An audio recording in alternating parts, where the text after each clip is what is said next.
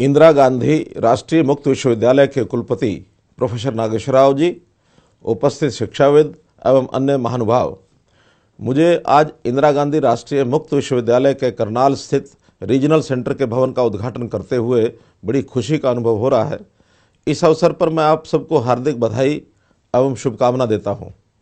मुझे इस बात की प्रसन्नता है कि 1991 में स्थापित करनाल रीजनल सेंटर को आज अपना भवन मिल रहा है।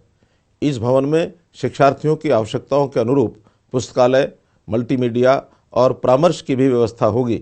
इससे दूर दराज के ग्रामीण इलाकों में रहने वाले विद्यार्थियों की शिक्षा तक पहुंच सुगम होगी।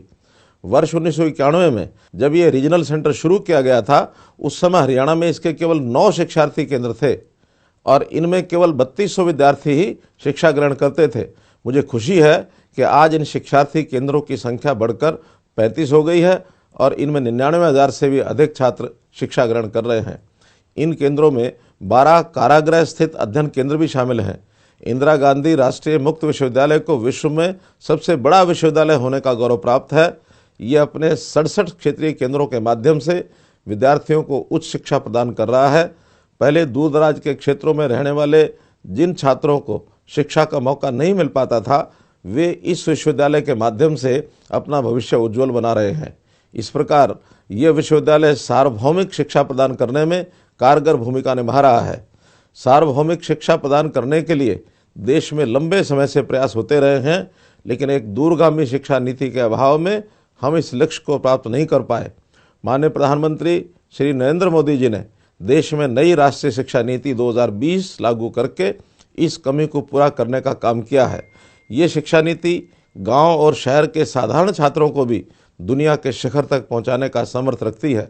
इस राष्ट्रीय शिक्षा नीति में ग्रामीण क्षेत्र के शिक्षार्थियों को शहरों के साथ साथ शेष दुनिया से जोड़ने की जो परिकल्पना की गई है, उसमें दूरस्थ शिक्षा का महत्वपूर्ण योगदान है।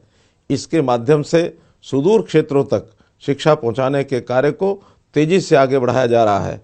केंद्र सरकार ने नई राष्ट्रीय शिक्षा नीति को वर्ष 2030 तक लागू करने की अवधि तय की है, परंतु हमने हरियाणा में इसे वर्ष 2025 तक की पूरी तरह से लागू कर देने का लक्ष्य रखा है।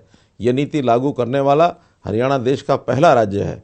हमने स्कूल से लेकर विश्वविद्यालय तक की शिक्षा को कौशल के साथ जोड़ा है। स्कूलों में नेशनल स्किल्स क्वालिफिकेशन फ्रेमवर्क, कॉलेजों में पहल योजना, विश्वविद्यालयों में इंक्यूबेशन सेंटर्स और तकनीकी संस्थानों में उद्योगों की ज़रूरत के अनुसार प्रशिक्षण के लिए उद्योगों के साथ MOU जैसे कारगर कदम उठाए हैं।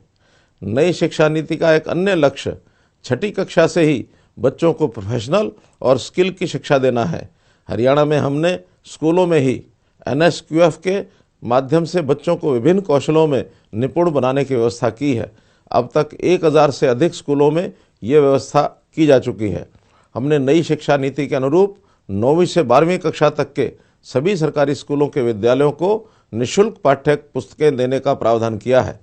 इसी प्रकार प्रदेश में 4000 प्लेवे स्कूल खोले जा रहे हैं, ताकि नई शिक्षा नीति में 3 साल की आयु से ही बच्चे की शिक्षा आरंभ की जा सके। अब तक प्रदेश में 1135 प्लेवे स्कूल खोले जा चुके हैं।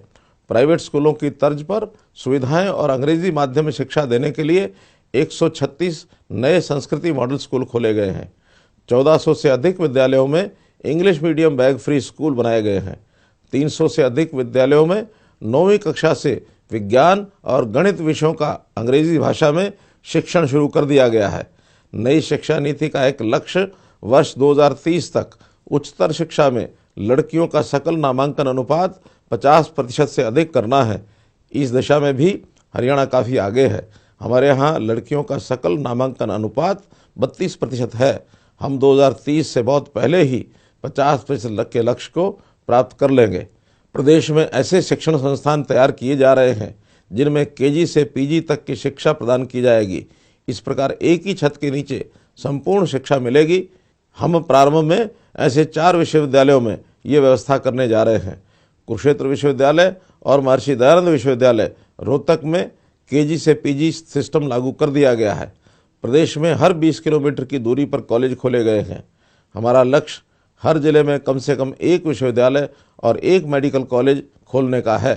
धन के अभाव में प्रतिभा दबी न रहे, इसलिए हमने सरकारी स्कूलों के होनहार विद्यार्थियों को सरकारी खर्च पर कोचिंग देने के लिए सुपर 100 कार्यक्रम शुरू किया है।